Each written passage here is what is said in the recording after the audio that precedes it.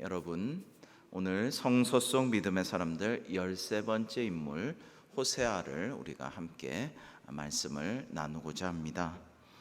오늘 이 호세아 말씀은 우리에게 대단히 중요한 교훈을 전해주게 됩니다. 사역자에게 있어서 가장 필요한 것은 여러분 무엇일까요? 훈련, 어떤 공부, 어떤 교육, 이런 것도 매우 필요할 것입니다. 그런데 대부분 이 사역자들은 하나님께 개인적인 훈련도 받게 되죠. 연단도 받고 개인적인 교육도 받고 하나님과의 교제도 갖게 됩니다. 사실은 교육과정이라든지 경험보다도 정말 핵심적인 것이 무엇일까? 사역자에게 정말 중요한 게 무엇일까? 오늘 이 선지자에게 정말 중요한 것은 무엇이었을까? 오늘날도 우리 목사들, 정말 전도사님들, 사역자들에게 중요한 게 뭘까라는 생각을 해봅니다.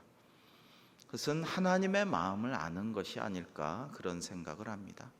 주님의 마음을 본받고 하나님의 마음을 내가 느끼고 그 마음을 따라서 행할 수 있다면 그것이 좋은 사역자, 하나님이 기뻐하시는 선지자요 제사장이 될 수 있으리라고 믿습니다. 오늘은 가장 독특한 개인 훈련을 인생사에서 받고 마침내 하나님의 마음을 가장 깊이 있게 절실하게 깨달아서 그것을 행한 선지자를 우리가 다루고자 합니다. 그것은 호세아 선지자 이야기입니다. 호세아는 사랑의 선지자라고 부르지요. 마치 뮤지컬이나 어떤 연극처럼, 영화처럼 호세아의 이야기가 급박하게도 펼쳐지고 있습니다. 1장 처음부터 다짜고짜 하나님의 음성이 들리는데요, 호세아에게 엄청난 내용의 말씀을 하십니다. 바로 그냥 말씀하시기를 너는 음란한 여자와 결혼해서 음란한 자식들을 낳으라 라고 말씀하시고요, 1장 2절에 바로 그렇게 말씀하시고 3절에는 이에 그가 가서 바로 그냥 고멜이라는 음란한 여자를 취해서 음란한 아들을 낳는 장면이 나오게 됩니다. 여러분, 1장 2절에서는 그 이유를, 하나님의 그러한 명령의 이유를 이 나라가 여호와를 떠나 크게 음란함이니라 라고 말씀하고 계십니다. 그러니까 이스라엘 나라와 백성이 하나님을 떠나서 매우 음란한 상태이므로 너는 음란한 여자와 결혼해서 아내로 삼고 음란한 자식을 낳아라, 이렇게 명령하신 것입니다.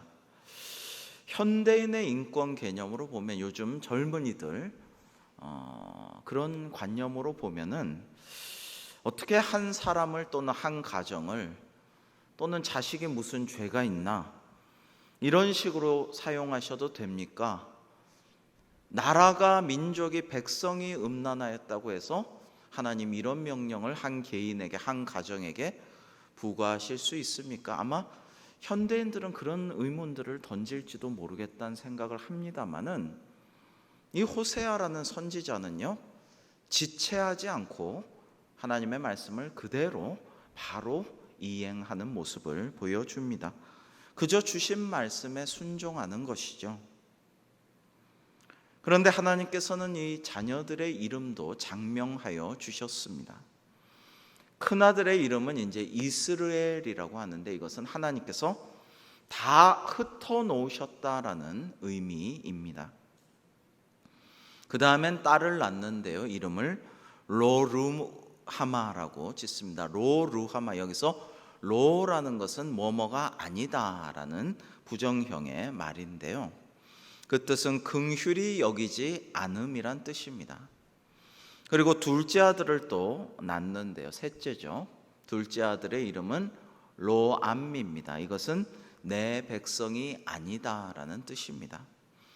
그러니까 긍휼히 여기지 않고 내 백성이 아니다, 지극히 부정적인 이름의 자식 이름들을 짓게 하십니다.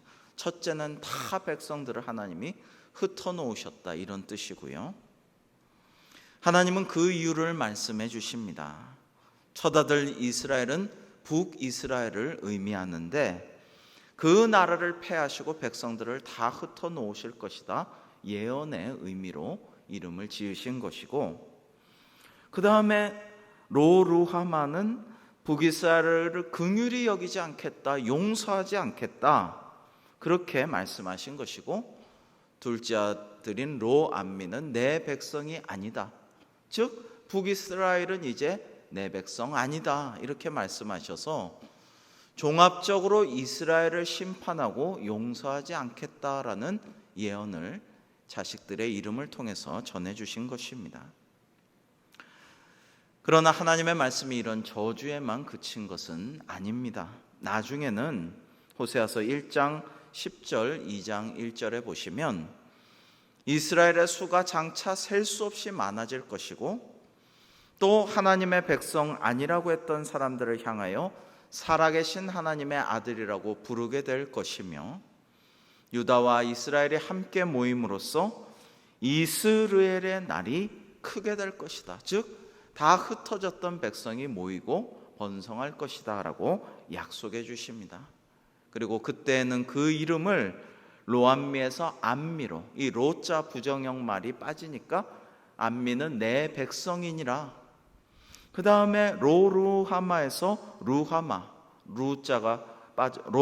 로자가 빠져서 루하마는 긍휼히 여기다라는 말로 이제 백성들의 이름이 바뀔 것이다라고 예언하여 주시기도 하십니다. 호세아는 북이스라엘에서 활동한 선지자로서 엘리사가 마지막으로 섬겼던 요아스의 아들 여로보암 2세 말기부터 북이스라엘이 멸망할 BC, 그러니까 주전 722년까지 활동한 선지자였습니다. 그의 예언은 북이스라엘이 곧 멸망할 것이다 라는 말씀을, 심판을 전하는 의미를 지니고 있었습니다. 하나님께서 호세아에게 음란한 여인 고멜과 결혼해서 아이들을 낳게 하시고 그 이름들을 지어주시고, 나중에는 또 그 이름들을 회복과 치유의 이름으로 고쳐주신다라는 것은 하나님과 이스라엘이 사실은 결혼한 사이라는 것, 영적으로 혼인한 사이라는 것을 의미하는 것입니다. 우리가 요한계시록 성경의 마지막 장에서도 밝히 알려주신 바와 같이 그리스도께서 우리의 신랑이 되시고 우리 성도는, 교회는 그리스도의 어린 양의 신부라는 것이죠. 영적으로 그렇게 결혼한 사이인데, 이 이스라엘이 음란하여서 우상 숭배하고 다른 신을 섬기고 그리하여서 하나님이 화가 단단히 나신 것입니다. 부부 사이에 경제적으로 사업에 실패하거나 아내가 투자를 잘못해서 실수할 수도 있고, 재산을 날릴 수도 있고, 무슨 사고를 칠 수도 있고, 실수를 할 수가 있지만은 그거 다 용서하고 서로 빚을 메워주고 서로 힘써서 회복하고 나아갈 수 있지만은, 부부 사이에 그 관계가 파괴되는 간음의 죄를 저지르면 그 신뢰가 깨어지면 용서받을 수가 없고 부부관계가 지속될 수가 없는 것이죠. 마찬가지로 하나님께서도 이스라엘이라는 나라가 음란한 여자, 음란한 아내 고멜과 같으므로 내가 용서할 수 없다라는 말씀을 호세아의 삶을 통해서 직접 아주 구구절절하게 전달을 하시는 그러한 장면인 것입니다. 여러분, 이 이야기를 아시죠? 하나님의 말씀처럼 고멜은 자기의 음란을 버리지 못하고 원래 노는 여자였어요. 원래 음란한 여자였어요.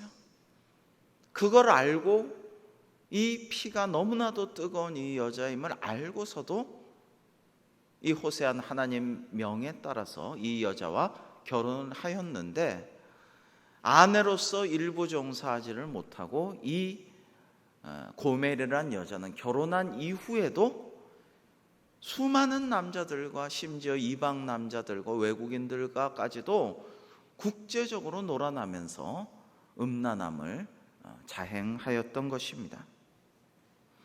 그래서 아이 셋을 버려두고 가정으로부터 도망가게 됩니다.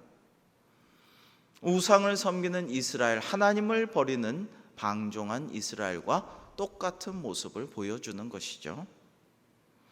그런데 하나님은 호세아에게 다시 그녀를 찾아와서 위로하고 그를 치유하고 회복시키고 어루만져주고 사랑하여라 라고 명하십니다. 그래서 이 순종하는 예언자 호세아는 말씀대로 이번에도 순종하여 고멜을 찾아가서 몸값을 주고 다시 찾아와서 사랑하게 됩니다. 호세아서 3장 1절로 2절에 이렇게 말씀하시고 있습니다. 너는 또 가서 타인의 사랑을 받아 음녀가 된 그 여자를 사랑하라 하시기로 내가 은 15개와 보리 한 호멜 반으로 나를 위하여 그를 사고. 하나님께서는 선지자 호세아에게 비유가 아니라 실제로 음란하여 도망친 아내를 몸값을 주고 도로 찾아오라고 명하셨던 것이죠. 자, 보리 한 호멜 반은 일반적으로 당시 은 15개와 같은 액수였습니다. 그러니까 은 15개 플러스 보리 한 호멜 반에서 합치면 은 30개죠. 은 30개를 주고 가출했던 아내를 몸값을 주고 도로 찾아온 것입니다. 꼭 예수님께서 가룟 유다에 의해 은 30냥에 팔린 것을 연상케 하는 대목입니다. 당시 은 30개는 노예 한 사람의 몸값이었다고 합니다.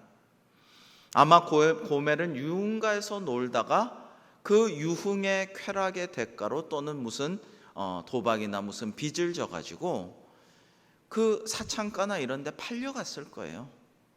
그래서 그 팔려간 몸값을 주고 되찾아온 것으로 추정할 수가 있습니다. 여러분, 하나님께서 호세아 선지자를 통해서 이러한 일들을 하시게 한 이유, 이러한 일들을 통해 우리에게 주시고자 하는 그 마음과 말씀의 의미는 과연 무엇인가요? 왜 하나님은 가정이 파괴될지도 모르는 당사자인 남편은 물론 자녀들에게도 큰 악영향을 미칠지 모르는 이러한 이상한 명령을 내리신 것일까요? 그것은 한마디로 여러분, 하나님에 대한 참되고 깊은 지식을 깨우쳐 주시기 위함이라고 호세아서는 말씀하고 계십니다. 이것이 오늘 굉장히 중요한 호세아서의 교훈인 것입니다. 여러분, 지식이라고요? 믿음이나 사랑이나 인내나 소망이나 다른 어떤 가치가 아니고 지식이라고요? 의외라고 생각하실 수가 있을 것입니다. 고작 지식을 위해서 선지자 한 사람의 가정을 실험 대상으로 삼으셨냔 말입니까? 이렇게 물을 수가 있습니다만은 대답은 그렇습니다. 지식 때문이에요. 지식이 호세아의 가정에 위기를 가져오고서라도 꼭 얻어야 할 중요한 가치였던 것입니다. 자, 이스라엘은 또 왜 망하게 되었습니까? 지식이 없어서 망하게 되었다라고 호세아서는 하나님의 말씀을 전하고 있습니다. 중요한 말씀이죠. 우리 호세아서 4장 6절의 말씀을 같이 한번 읽어 보겠습니다. 시작. 내 백성이 지식이 없으므로 망하는도다. 내가 지식을 버렸으니 나도 너를 버려 내 제사장이 되지 못하게 할 것이요. 내가 내 하나님의 율법을 잊었으니 나도 내 자녀들을 잊어버리리라. 아멘. 여러분, 하나님은 이스라엘에 진실도 없고 인애도 없고 하나님을 아는 지식도 없다라고 한탄하셨습니다. 오로지 있는 것은 저주와 속임과 살인과 도적질과 간음뿐이라고 한탄을 하시면서 여기서 핵심은 하나님을 아는 지식이 있느냐 없느냐라고 말씀하셨습니다. 바로 앞에 호세아서 4장 1, 2절을 한번 같이 읽어보실까요? 시작. 이스라엘 자손들아 여호와의 말씀을 들으라. 여호와께서 이 땅 주민과 논쟁하시나니 이 땅에는 진실도 없고 인애도 없고 하나님을 아는 지식도 없고 오직 저주와 속임과 살인과 도둑질과 간음뿐이요 포악하여 피가 피를 뒤음이라. 아멘. 여러분, 하나님은 호세아와 마찬가지로 그토록 신실하고 진실하고 사랑이 많은 믿음직한 남편으로서 아내된 신부된 이스라엘을 사랑하였지만은 신부된 이스라엘은 그 하나님의 마음을 알지 못하고 당장 눈앞에 닥친 화려함과 부유함과 쾌락에 눈이 멀어서 음란한 여인이나 다른 부정한 그런 여자들과 마찬가지로 우상과 탐욕과 성공과 쾌락을 쫓아서 나아가고 있었던 것입니다. 이스라엘은 본 남편의 마음을, 실체를, 그 본질을, 정말 남편이 어떤 사람인가를 과연 알기는 알고 있었을까요? 겉으로는 알고 있다고, 입으로는 잘 알고 있다고, 저희 남편 제가 잘 알죠, 누가 알겠습니까? 라고 말하고 있지만은 그러나 그 깊은 속마음과 진실을, 그 사랑을, 그 실체를 몰랐다라는 것입니다. 그리고 굳이 그런 것들을 알려고 하지도 않았다라는 것입니다. 여러분, 히브리어에 알다라는 말을 야다라고 합니다. 중요한 말인데요, 이 야다라는 것은 부부 사이에 깊이 그 몸과 부끄러움과 생활 방식과 체질과 속사정을, 그 속마음을 안다라고, 부부가 깊이 안다라고 할 때 야다라는 말을 씁니다. 이것은 또 하나님과 하나님의 백성이 안다 할 때 야다라는 말을 사용하고 있습니다. 여러분, 하나님은 이스라엘 백성을 잘 아셨지만 이스라엘 백성은 하나님을 잘 알지 못했다. 여호와를 아는 지식이 없었다. 이것이 호세아에서 말하는 이스라엘 백성이 멸망한 원인이라는 것입니다. 백성들이 하나님을 떠나 우상에게로 달려갈 때마다 하나님의 그 속마음이 얼마나 아프셨겠습니까? 어떻게 하면 하나님의 깊은 마음을 백성들로 하여금 깨닫게 할 수가 있었겠습니까? 그 절절한 마음이 이처럼 극단적인 방식으로 호세아 선지자의 실생활, 그의 가정생활을 통해서 백성들에게 선포하게끔, 실제로 보여주게끔 하셨던 것입니다. 백성들은 하나님을 크게 오해하고 있었습니다. 제사를 드리고 번제를 드리는 것만 하면 하나님께서 좋아하실 줄 알고 있었습니다. 그것은 착각입니다. 물론 번제와 제사를 하나님께서 싫어하신다는 뜻은 아닙니다. 다만 하나님을 알지 못하고 그 하나님의 속마음과 진심을 알아들이려는 노력은 하지 않으면서 의례적으로 형식적으로 드리는 모든 종교적인 예식에는 하나님이 기뻐하지 아니하시고 그 제사를 받지 않으신다라는 것입니다. 이것은 오늘날 우리에게도 해당되는 일인 것입니다. 하나님은 종교 의례보다 하나님과 그 마음을 알고 교제하는 것을 훨씬 더 좋아하시는 줄로 믿으시기 바랍니다. 오늘날도 마찬가지임을 잊지 마십시오. 예수님도 그렇게 말씀하시지 않았습니까? 너희가 정말 내가 말하는 대로 하면 너희는 이제부터 종이 아니고 내 친구니라. 이게 주님의 마음, 하나님의 마음인 것이죠. 여러분, 호세아 6장 6절에 유명한 말씀을 우리 함께 한번 읽어 보시겠습니다. 호세아서 6장 6절입니다. 시작. 나는 인애를 원하고 제사를 원하지 아니하며 번제보다 하나님을 아는 것을 원하노라. 아멘. 여러분, 인애라는 것은 steadfast love라는 것은 지속적인 사랑, 변치 않는 사랑, 신실한 사랑을 의미해요. 하나님은 이러한 변치 않는 충성스럽고 신실한 사랑, 신뢰에 기반한 사랑을 원하시고요. 그리고 제사보다 그것을 더 사랑하시고 번제보다 하나님을 아는 것을, 하나님의 마음을 알아주고 함께하는 것을 원하신다라는 것입니다.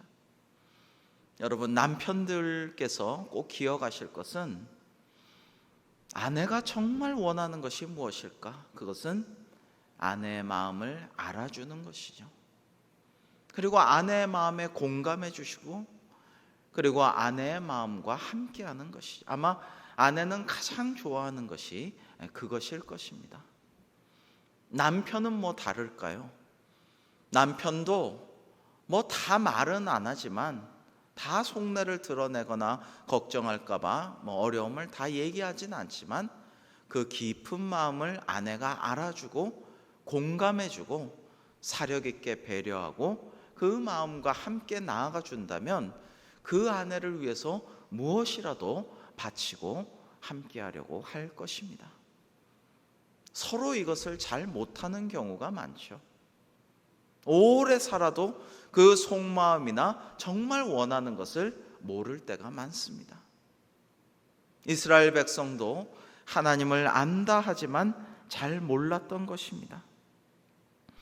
그래서 호세아는 백성들에게 정말 간곡하게 하나님의 마음을 전달합니다. 그리고 우선적으로 하나님을 힘써하는 것이 가장 중요하다라는 것을 절실하게 전하고 있습니다.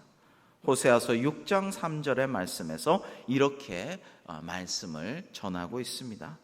그러므로 우리가 여호와를 알자. 힘써 여호와를 알자.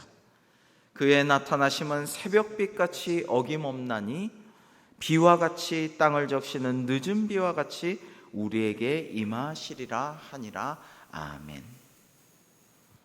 여러분, 이러한 하나님의 속마음을 가장 뼈저리게 체험한 사람이 바로 이 호세아 선지자라는 것입니다. 왜냐하면 바람나서 가출한 아내를 찾아다니다가 노예 한 명에 맞먹는 거금을 주고 그 아내를 다시 사오고 또 위로하고 다시는 이러지 말아라. 나도 잘할게. 우리 함께 오래오래 해로하자 하면서 정말 아내를 위로한 체험자였기 때문입니다.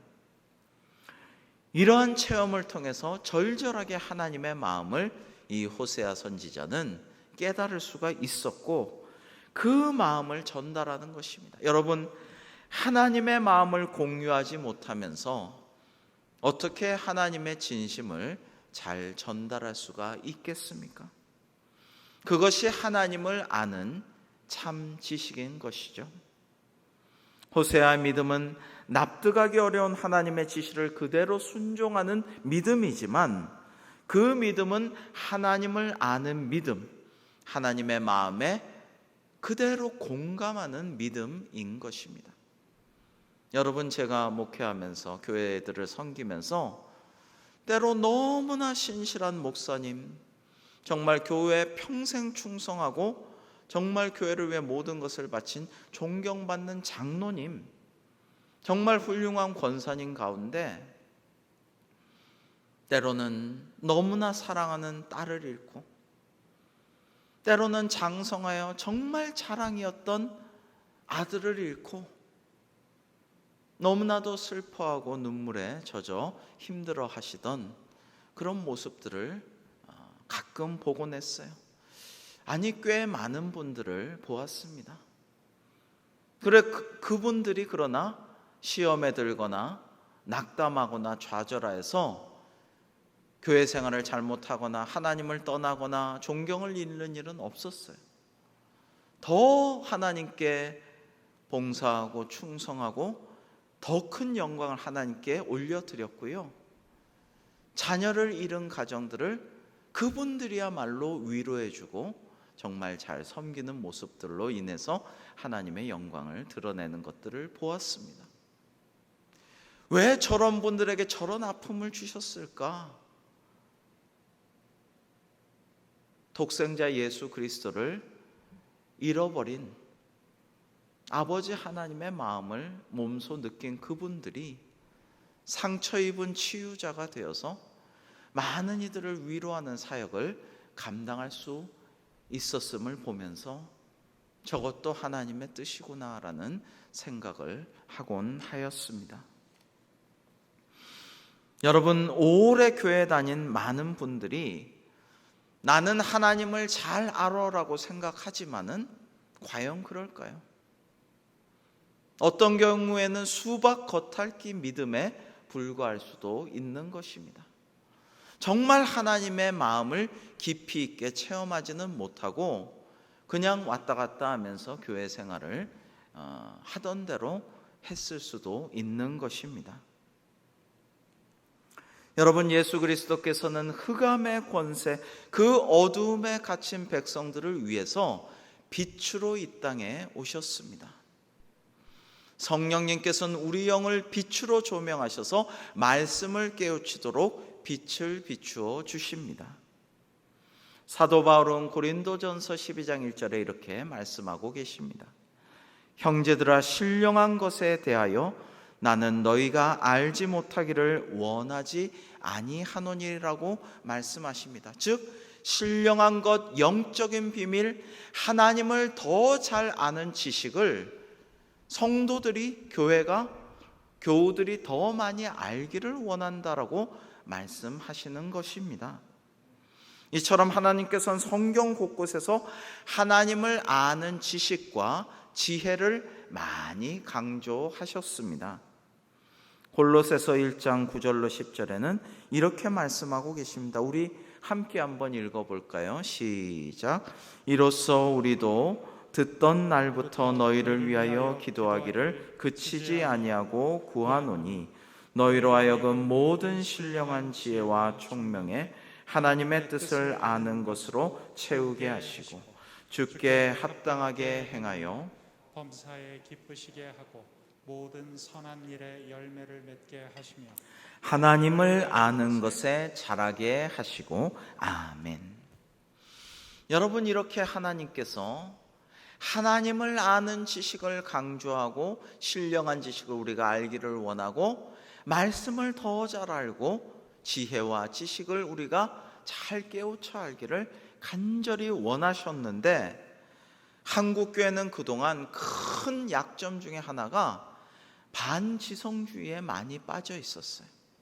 그동안 한국교회가 반지성주의에 빠져 있어가지고 오늘날과 같은 엄청난 위기를 자초한 중요한 배경 중에 하나가 반지성주의에 있다라는 것입니다.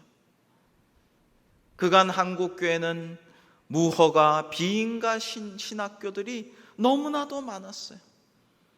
그래서 수많은 기도원에서 정말 허가받지 않은 비인가 신학교, 정체불명의 수많은 신학교에서 수도 없이 양성된 전도사들과 목회자들이, 교역자들이, 목사들이 정말 자기들이 신령하다면서 제대로 공부도 하지 않고 목사가 되고 말씀을 마구 전하는 일이 너무나 많았습니다.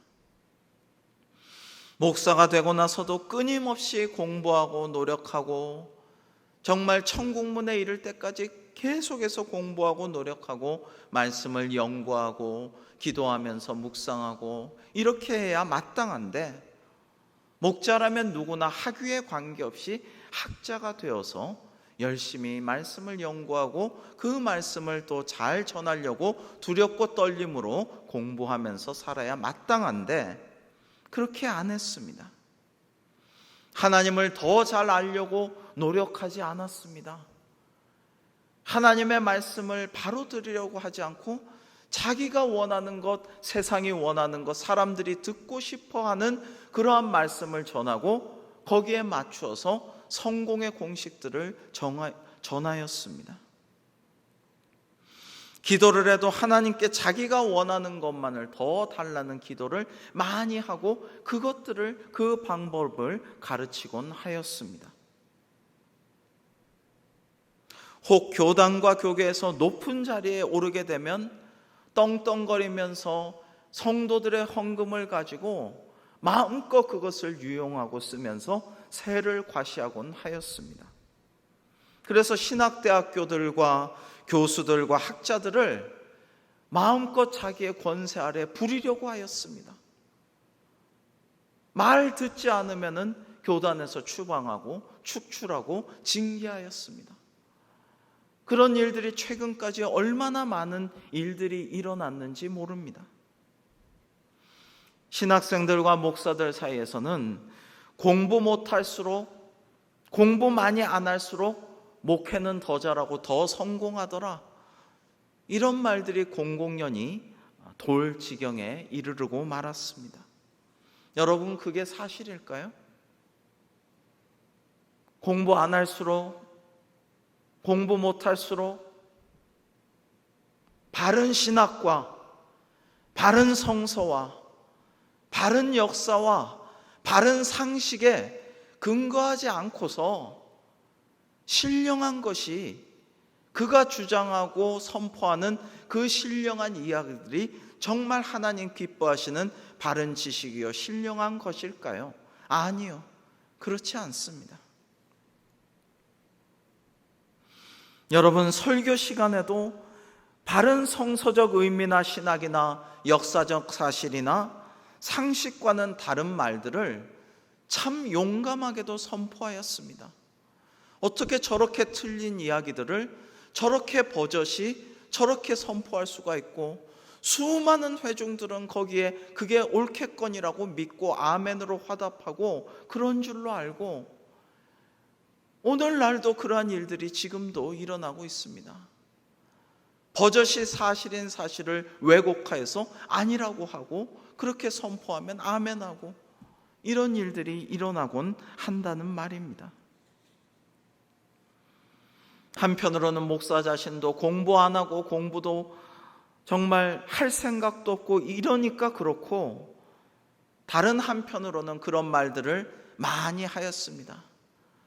교인들이 알면 알수록 골치 아프니까 모르는 게 좋다, 모를수록 좋다, 그저 순종하고 따라가기만 하면 된다, 봉사시킬 때 잘하면 된다, 그러면서 바른 신학도 가르치지 않고 바른 성서도 가르치지 않고 바른 제자로 양육하려는 생각도 하지 아니하고 바른 교회사와 역사도 가르치지 아니하고 상식에 근거한 행동도 하지 않도록 그저 순종하라고만 가르쳐 왔습니다.